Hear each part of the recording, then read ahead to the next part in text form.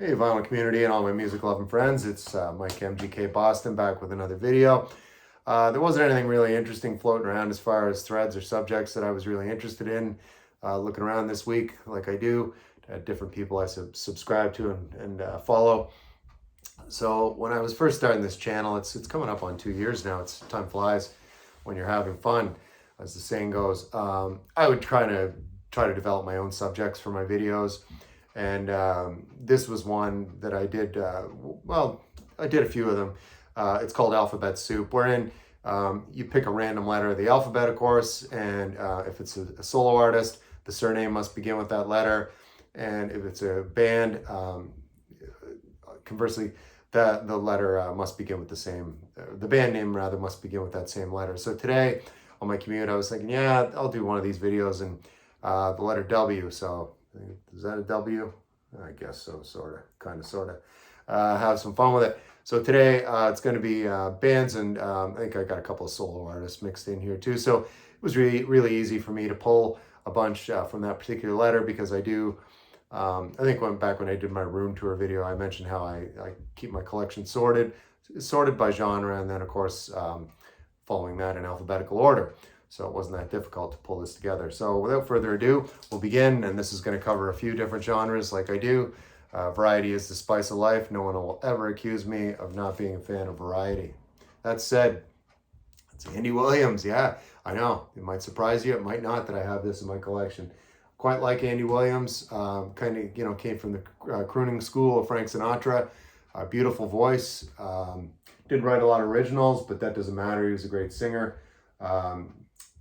Kicks off with I'll Remember You. That's just a beautiful ballad. Noel is a very beautiful song. Of course, he had a television variety show in the United States. I want to say sometimes between 65, 70, 71 in there, where he was the host and he would sing and he had different musical guests. And I think they'd do some comedy skits, that sort of thing, blended in with the program. So again, yeah, this is just really nice. I thought for some reason on this album, but the track's not on here. I was going to actually jump in and show this one too. It's on another Andy Williams album I have, but there's a song called it's called I Can't Get Started, and I mentioned he was influenced by Frank Sinatra. Of course, this is a Frank Sinatra album called No One Cares. I want to say this is around 1960, 61. But yeah, there's if you want to seek out, I always like to compare sometimes with two different people, two different artists do a song. I Can't Get Started. Look up that song by Andy Williams, and also look it up by Frank and dare to compare. So again, kicking off this list of 12 today. I should have said the number. It's 12 on this list of Alphabet Soup, the letter W, and we're kicking it off here with Andy Williams' newest hits. They were new at one time. All right. Yeah. Wow, talking about variety, jumping from Andy Williams to White Zombie. If that doesn't scream eclectic, I don't know what does. There's the man himself up front, Rob Zombie. So this is a pretty stellar debut. This came out in 1992. At this point, I just come out of university. I was living in Toronto, working and living in Toronto for a year or two, and I was going out a lot. Of course, I was in my early 20s going to the clubs, and there was a couple of clubs. My friends around the Toronto area, if you were in Toronto hitting the clubs in the 90s, you may remember the Bovine on Queen Street West. I follow them on Facebook. It's still there. And another club up on Bloor Street near Bathurst called the Dance Cave. And it was above another club called a live bar called Lee's Palace. They had a live club and then a separate entrance, and you went upstairs to the Dance Cave if you wanted to keep the party going after you saw a show. And that's what I did many times. So this, I bring that up only because this was a huge album at that time in 92 in those clubs that I used to frequent. And yeah, this is just really wicked. It's hard to describe it. Some would call it industrial heavy metal. I don't know, that that may be apt, it may be not. Of course, he's traveling down Route 66, scary. And this is almost like a Robert Crumb collage of cartoon work on the back. And yeah, it kicks off with Welcome to Planet Motherfucker / Psychoholic Slag. That clocks in around 6:17. That's a really wicked opener. Knuckle Duster is a short one leading into the third song, which is the big single from this, Thunder Kiss 65.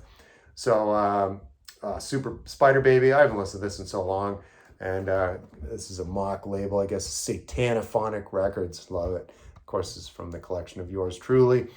So again, second on this W list, it's White Zombie, frontman Rob Zombie. Of course, later went on, he wrote and directed some horror movies. I think that's kind of what his main thing is these days, because White Zombie is no longer. They did a few albums and split, and then he had some solo stuff, but then he started to focus on making movies. And if you're a horror movie buff, just look up, go on Internet Movie Database and just look up Rob Zombie as a director, and you'll see his stuff. It's pretty nasty stuff. I've seen a couple of his movies. If you're not into gore, it's definitely not something you want to check out. But again, White Zombie, 1992, the release on that. And again, the name of that record is Last Sexorcisto, Devil Music Volume 1. So simply call it Devil Music Volume 1. White Zombie, 1992. Back a little bit in time here, 1972. This is Bob Weir, of course, from the Grateful Dead. This was his first solo album in 72. So with Warner Brothers, at that point, they were really capitalizing on the popularity of the Dead. And many of you that watch my channel, you know I'm a big Dead fan. Next summer, the final tour for Dead and Company. I'll be there, either in Boston or California. Who knows? This one opens with, it's a bunch of Dead songs, and Bob Weir's just doing them here. In fact, Jerry Garcia plays on this album. I think Bill Kreutzmann, too, is on here playing drums. They're all special guests. But anyway, like I said, Warner. So Garcia, he went ahead and he started his solo stuff on the side. Phil Lesh had his projects. Mickey Hart and his Planet Drum and all that later on. But yeah, they all had side gigs going on along with the Dead around 72 forward. If you look back, you'll see that these guys. So I acquired a collection from a gentleman I work with that retired a couple of years ago. And he did college radio back in the early 70s, late 60s. So his name was in marker on these. But the record's in perfect condition, so I won't complain about that for sure. And there's Bob Weir right there on the back, a young Bob Weir, very young. Let's see what's on the inside. I replaced the inner sleeve on this one, it looks like. So yeah, you can see it's on the original Warner Brothers green on the inside. Really excellent record. I think Bob Weir is a good singer. Some don't, but it's just personal taste. Some say he wails a bit, but I think that's just part of his appeal to me. It just seems to go with the music. Probably the highlight for me on this, it's a Bob Weir composition. It's a track called Looks Like Rain. It's really excellent. Look that up. It's a really wonderful ballad. Again, and this is Bob Weir, Ace, 1972, the release on that. WWWs everywhere. All right, moving into some jazz, it looks like here. This is Gerald Wilson and his orchestra. Joe Wilson was a band leader. That's not him on the front. That's Bobby Bryant on trumpet. This album has, it's just a small orchestra. I don't know how big, maybe an 8-piece band he's got going on here. This was recorded in 1966 or 67. Right at the Lighthouse. That's a legendary jazz club in Hermosa Beach. We used to live in Huntington Beach, California, and that's just up the street, really. 15-20 minute ride up the Pacific Coast Highway, actually, and of course on the Pacific Jazz label. So yeah, on here he does a great version of the Miles Davis composition, Freddie Freeloader. I Concentrate on You is a really nice one. If you like sax, it's a good saxophone number, focusing on that instrument. And the whole album opens up with When I'm Feeling Kind of Blue. That's really great. And again, that's He's Feeling Kind of Blues is the title of this record. Let's just see what's on the inside. Maybe see that Pacific Jazz label for the record. Yeah, so you can see it's in stereo. It was on Pacific Jazz. Really excellent label at the time. So yeah, he was a Los Angeles-based guy. I think he's originally from the Midwest, but located out there to move on with his career. And kind of a guy you don't hear a lot about in the jazz world, but I think you should. It's small orchestra jazz. You know, it's not crazy. It's it's just some cool jazz. And it's Gerald Wilson Orchestra. Release date on that 1966, 67-ish on Pacific Jazz right there. So Gerald Wilson.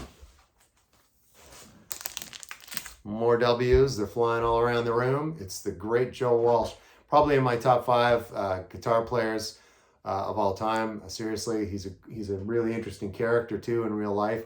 watch any interviews with him from his early days when he was strung out. Real wild party animal, but he's all sobered up now apparently, for the past several years actually, and he's still performing. So this is his third studio album. Again, this one's called So What. And so his first album, I think the name of his band, he called them, this was post James Gang, of course, and the release date on this one is 1974.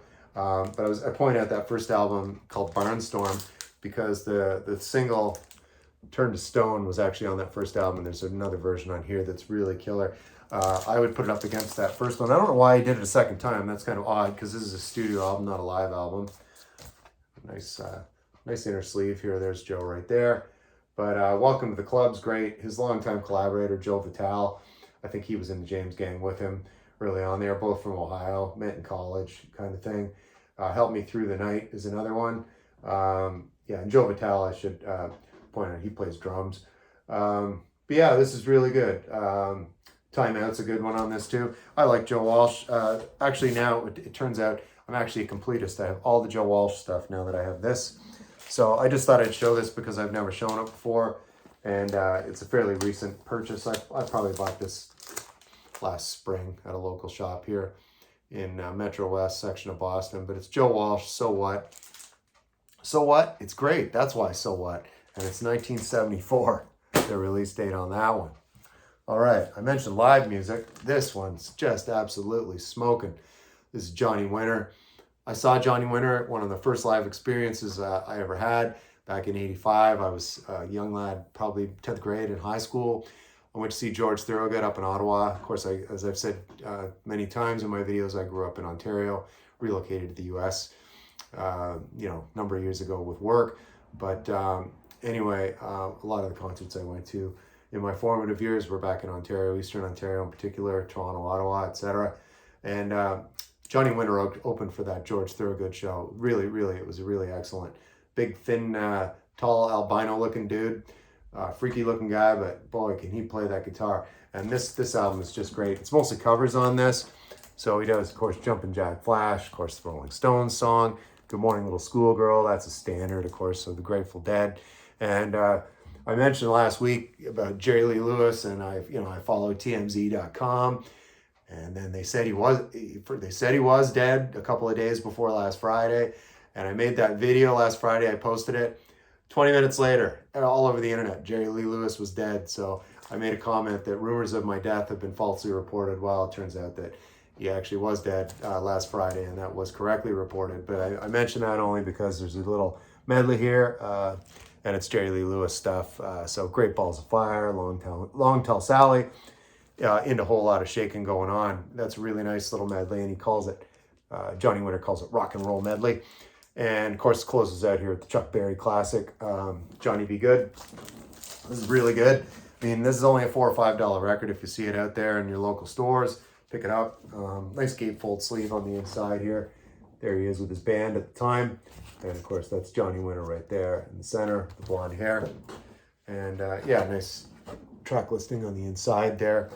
Nice inner sleeve. I don't think there's anything special on the record. No, on the inner sleeve.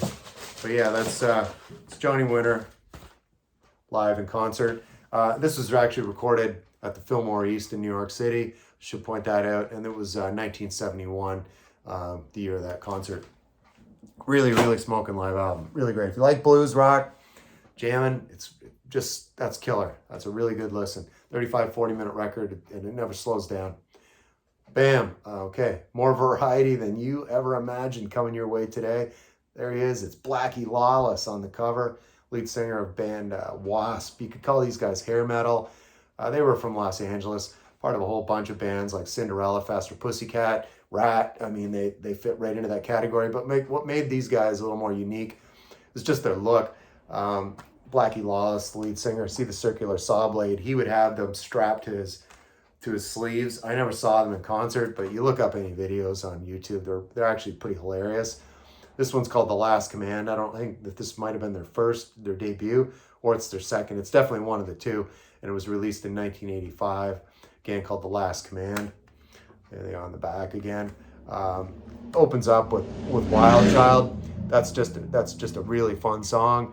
Ball Crusher, that says it all. There's another one on here, yeah. Blind in Texas. Really funny video for that one. Really funny video. They're shooting their guns. It's supposed to take place like in a Wild West Texas bar, and then these glammy hair metal band shows up to perform. That's sort of the premise of the video. You remember what 80s videos were like, but yeah, definitely look that up. Blind in Texas, the name of that track. But here's cartoon caricatures on the inside. So the lead guitarist here, this guy, the blonde guy, Chris Holmes. So there's an excellent couple of documentaries, very worthwhile in all seriousness, called The Decline of American Civilization. There's part 1 and part 2. Part 1 focuses all on punk rock around LA, Southern California, and part 2, which focuses on the metal years, is I believe what it's called. And it was directed by a woman by the name of Penelope Spheris. Penelope Spheris, I'll spit that out. So look that up, Decline of American Civilization. Again, a very useful tool for looking up movies if you're not familiar. imdb.com, which stands for Internet Movie Database, and look up the Decline of Western Civilizations. If you civilization singular rather.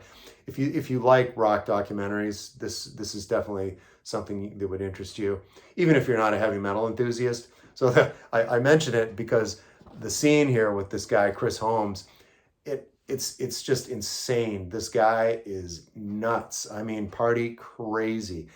He's floating around in this pool, huffing down a 60-ounce bottle of vodka. He's out of his mind, this guy. I think he's got to be dead by now. I mean, yeah. But Chris Holmes, yeah, Decline of Western Civilization. If you look up Chris Holmes on YouTube, HOLMES, that clip will come up definitely, because it's very well known, and it's probably a 10-minute section of the movie where she's trying to interview him and he's just incoherent. It's outrageous. And that's Wasp. All right, they're gonna sting you. Watch out for the wasp. All right. Wow. Yeah, variety. It's Tammy Wynette. You guys know I like the classic country, and she was the queen of it. And so Loretta Lynn passed recently, but if I had to choose between the two, I do like Loretta Lynn a lot, but Tammy is my girl. And she was George Jones's girl for a little while too, when they didn't kill each other. So again, this is called Tammy's Touch, produced by the great Billy Sherrill. Of course, I've mentioned before, he had that lush orchestral sound he brought to the table with his production there at RCA Studio B in Nashville. And anything with Billy Sherrill's name on it, pick it up. It's always good. But yeah, this is an excellent collection. I want to say this came out in 1970. I'll See Him Through, that's excellent. Our Last Night Together, A Lighter Shade of Blue, The Divorce Sale. And probably the best song on this one is a track called Cold Lonely Feeling. Look that up. But this is, and the W is still, and it's Tammy Wynette, 1970, the release date on that.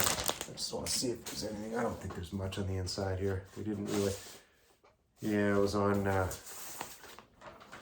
see, she's on the Epic label right there. And it's, of course, Tammy's Touch, Tammy Wynette. Yeah, really good stuff. Again, Cold Lonely Feeling.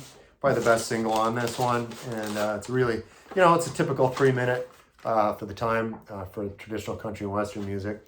And there she is, smelling the flowers, taking time out to smell the flowers. Dear old Tammy Wynette. All right. I wonder what David Coverdale thinks of Tammy Wynette. David's still with us. He's a wild man too. Whitesnake. He'd already had a long career at this point.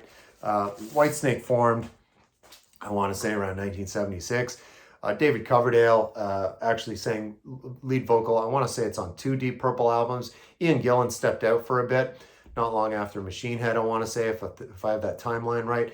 There's an album called Burn, and that was where Coverdale came in and picked up on the microphone for lead vocals. And I want to say he sang lead vocals as well on an album called Stormbringer. And of course, Glenn Hughes, the bass player, he even sang on some of those albums too. But I'm a big Deep Purple fan. So so this is Whitesnake, probably their biggest album at this point in time. The release date on this one was 1984. They really they were a blues rock outfit on the first couple of albums, very traditional in a British sense, but they decided to hit the American market in a big way because that whole hair metal thing was coming on in, you know, mid 80s, early 80s. And they decided to capitalize on that. And they certainly did capitalize on it. Never saw them in concert, which I would have. This is interesting, the personnel on this one. There's a couple of Deep Purple guys on here. The late, great John Lord playing keyboards. And of course, there's Cozy Powell on drums. He was a long-time drummer for Deep Purple, both playing on this particular incarnation of Whitesnake. And of course, the title of this one, no sexual intonations there. Slide It In. Yeah, again, the release date on this one, 1984. If I was to name some of the great tracks on this, the title track is that's Mucho Bueno, that one. Slow and Easy. Love Ain't No Stranger is excellent. Standing in the Shadow, too. This is really solid work, in my opinion. Of course, they were friends of David Geffen right there on Geffen Records. There's anything on the inside here. Let's take a look. Just the model with the snake, and then, you know, of course, you got the lyric sheets on the inside. But yeah, that's the first Whitesnake album I ever bought. And I have a couple more I'm just going to show for giggles here. The two follow-ups in the 80s. So that later on in the 80s, of course, CDs were coming on. You can see the old Sam the Record Man tag there. My friends in Canada will know that late great retailer, Sam the Record Man. The follow-ups for that Whitesnake, again, they did a self-titled. They called this just Whitesnake. I want to say the release date on that one is 87. Again, they were making tons of videos, and his girlfriend at the time, Tawny Katane, David Coverdale's girlfriend at the time, was in a lot of those videos, and she passed recently. She was a looker, I'm telling you. So yeah, some of the highlights on this kicks off with Crying in the Rain. That's a wicked tune. Still of the Night. That's just got a real slow build, and then once it kicks into gear, really, you can't go wrong. What else on there? Is This Love? That's a nice ballad on this too. And Here I Go Again. That's kind of that's a ballad. It rocks a bit. Rockin' ballad, if you will. Again, the name of that one, Here I Go Again. Great video for that one too. Of course, part of the CD library of yours truly. Let's see on the inside if there's any pictures of the band. It's all about the lyrics. No, unfortunately, it's looking for some photos. Maybe on the next one. Again, release date on that, just self-titled, Whitesnake, 1987. The follow-up for it, there it is. It's called Slip of the Tongue. I like that artwork on the cover, and I do like the Whitesnake, the font that they use. It's always appealing to the eye. Of course, they were still on Geffen. And yeah, this one, I want to say is 89, the release on this one. Title track, Slip of the Tongue, is good. Fool for Your Lovin' was the big single on this one. And The Deeper the Love, that was a charting single too, I believe. Maybe even Now You're Gone was too. That's a rockin' ballad, if you will. That's my favorite song on this album, Now You're Gone. It's really good. He's just got a really amazing voice and amazing range. I remember I used to subscribe to a magazine from England called Q Magazine. And their critics could be really tough, kind of like the late, great Roger Ebert with film. When you know, if they wanted to mock somebody, they would, but they actually didn't mind David Coverdale. But the one critic, I just remember he gave him the nickname David Coverplant because he had the same hair as Robert Plant. Of course, everybody knows who Robert Plant is of Led Zeppelin. And he's just had that wild, he could scream, you know, he had that wild pitch. Unlike a lot of the hair bands, this guy, I don't call Whitesnake a hair band by any stretch, but they tried to fit into that shoe, and they did, and they made money on it. But he was a legit talent as a vocalist, and he's still around. He's still with us. I shouldn't say was. Don't know what he's up to much these days, but Whitesnake were active well into the 90s. This is the kind of where it ended for me with this band. But yeah, all these three releases I showed today, they're really solid. Love them or hate them, it's Whitesnake, and that's Slip of the Tongue, 1989. The release on that one. We're coming down this list, and the W's are almost at the end. And where are we now? Yeah, all right. I can't say enough good things about this record. I bought this at the end of my freshman year at university. I was in a store in Ottawa that I frequented called Shake Records. I heard that they were playing it. Shake Records was a store. A couple of my friends that watch these videos back in Ontario know it and love it. Loved it. It's no longer in existence. But it was all imports and just alternative stuff. Great record store down on Elgin Street in Ottawa. But yeah, so these guys, think of Echo and the Bunnymen, Teardrop Explodes, Lightning Seeds, any of those bands, to a certain degree, maybe even. The songwriting's maybe even got the Smiths kind of thrown in there, just with the songs, but although they don't have that quirky humor. But I can't think of the name of the personnel. Paul Simpson was the lead singer. I can't think of the guitar player's name, but the guitarist on this, it's sadly, they did this debut and they had 2 more records. That was it. Don't know what went on. I think they reformed years later, but it was with different personnel, and I don't have that. This debut is just, I can't recommend enough. It's called, of course, Wild Swans, Bringing Home the Ashes. Release date on this one, 1988. They were a 3-piece. And so I think 3 or 4-piece. I'm going to dig in here and we'll take a little closer look. So it's just brilliant alternative pop music. Yeah, they were a 3-piece, and there's the guys right there on the inside. What's on the inside? World War and Revolution. The Heart and the Heart of England Can Never Die. That's lyrics from a song on here called Northern England. So some of the tracks on here that are, the whole thing, front to back, every song on this is excellent. There's probably 1 or 2 viewers of my channel. I think Brian over at The Embryonic Robot, if I was to hazard a guess of somebody that might have this record, it may be him. Or my friend David Atkinson over in the UK at his Life Matters channel. He may have this. Although I don't think David's a huge pop enthusiast. But he may know this. The Wild Swans, Bringing Home the Ashes, Young Manhood, Bible Dreams, Bitterness, Whirlpool Heart, and of course the title track, Bringing Home the Ashes, is excellent. And they close out with a really nice ballad called The Worst Year of My Life. But it sounds worse than it is because it's actually really uplifting. And his vocals, this Paul Simpson, and he was a songwriter, just really excellent. And the guitar work, again, I don't see the name. They don't give credit to the band on here. Don't know who the guitarist was. A guy named Joseph Fearon, maybe. But really stellar. Bringing Home the Ashes. Again, the name of that release. I know I'm getting all excited about it, but when something's good, it's good. And I highly encourage, if you like any of those other acts that I mentioned, Two Drop Explodes, Echo and the Bunnymen, Lightning Seeds, check this out. These are all on YouTube. You can look up any of those songs.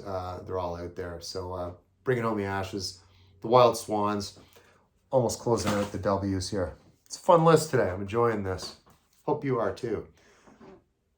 Heading down to Athens, Georgia for Widespread Panic.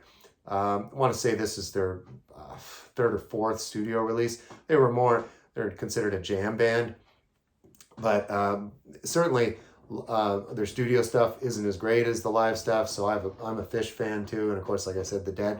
But these guys are nothing like Phish. They're more along the lines of the Dead, more focused on the guitars. This is, of course, like I said, a studio album.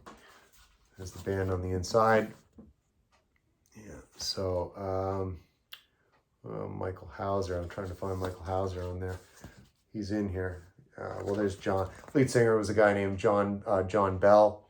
Of course, Big Dave Schools. He's over here on the side. Bass player. But they had a guitar player. The guy's name was Michael Hauser. He died of terminal cancer at a young age at around I died in 2001, 2002. And then there was another guy named Jimmy Herring. He was a session guy, played with Allman Brothers amongst a bunch of other bands. And they brought this guy in, Jimmy Herring. And he now still, to this day, Jimmy Herring that is, has his own solo projects and he performs live as the Jimmy Herring Band, I think he calls himself. But this is called Bombs and Butterflies. Again, like I said, their 3rd or 4th studio album. And Michael Hauser, his guitar solos were so long. He was a thin, fit-looking dude, but he would sit down and play like on a chair. It was really wild. You watch the live clips with Michael Hauser, and there he is sitting down doing his jam. But where was I going with this? Oh yeah, so some of the tracks on this. On the inside, there's Michael Hauser right there. I want to look for a photo of him. Excellent musician, sadly no longer with us. But back to the songs. I was trying to get to it. Opens with a track called Radio Child, which is excellent. Aunt Avis is good. Tall Boy. They do a track called Rebirtha, kind of a rip on Bertha, Grateful Dead. Hopeless World is another good one too. But yeah, Rebirth is the longest song on this, clocking in at 7:19. But if I was to pick my favorite song on this album, it's probably Tall Boy. Look up that song. It's a really good tune. And yeah, again, like I said, these guys are nothing like Phish, because Phish is definitely one of those bands, when I say love or hate them, there's no in between with Phish. People either love them or hate them. From my experience, whenever I bring up Phish, it's either I love them, hate them. There's no in between. Anyway, this is Widespread Panic. And again, it's called Bombs and Butterflies. Really excellent, really excellent. In the 90s, it's interesting. They were pressing these CDs, and the labels were making them look like records. You know, this is actually on a cardboard, you know, sleeve, like a record album. But yeah, it's nice artwork too on that. Bombs and Butterflies. Don't want to go on and on about it. All right, lastly, I'm going to close out with a classic. Yeah, you know them. It's The Who. This is a movie soundtrack, actually. I remember seeing this movie. I was probably in 7th or 8th grade, middle school, renting it from the video store. And it was my first exposure to The Who. And I still have the same. I bought the soundtrack. This is in really good shape, considering I bought this as a young lad. It's a really nice package. It's a double album, directed by, of all people, Roger Corman, who was famous for doing B-movies, horror movies and stuff. But, oh, it's actually by Jeff Stein. I don't know why I was saying Roger Corman. It's a Roger Corman production. But anyway, this was like a rock doc, but it was kind of like, they showed the band playing live, like total cuts, but it was also interspersed within it were TV interviews and just interviews with the band, stuff on the road. It's a really good rock doc. Of course, it's called The Kids Are All Right. Of course, named after that song that they were very well known for. This is really nice package. As I said, comes with this nice book. Of course, there's Pete down in the front. Late great Keith Moon up here, late great John Entwistle. Yeah, so, you know, Pete Townsend and there's Roger Daltrey. The two of them were out on the road recently still. I believe Zach Starkey, Ringo Starr's son, was playing drums. Don't know who's playing bass with them. But yeah, I saw them, shouldn't say never. It was one of their reunion tours where they were going to play and then it was never going to happen again. I saw them the summer in 1989 in Toronto at the CNE, whatever they call it, this Canadian National Exhibition, whatever, at CNE Stadium. And that was a really good concert, although our seats were terrible. So this book, like on the inside, like I said, it's in excellent shape. Just clips, movie stills, you know, nice photos on the inside. Keith Moon, what a character. In the movie itself, I think they actually show at one point, Keith Moon, they were known for wrecking hotel rooms, along with wrecking their instruments on stage. He drove a limousine into or it was a limo or a taxi, into a Holiday Inn swimming pool, and they were banned following that. Of course, Holiday Inn didn't want them as customers any longer. Kind of makes sense. And they were banned from Holiday Inn, and so the story goes. Well, there you can see on the inside. So yeah, it's saying reel 3, reel 4, like in reference to the film. I'll get this right. There you go. There you got reel 1 and reel 2, and this is like a film canister. So, you know, all the songs are here. Of course, you know, My Generation, I Can't Explain, Happy Jack. And then they move on up later on in years to like Baba O'Reilly from Who's Next. Starts in the early years and winds right through up until the late 70s, up until right before Keith Moon sadly left this world. But so that is The Kids Are All Right. That's a really excellent, I haven't had that out in a while.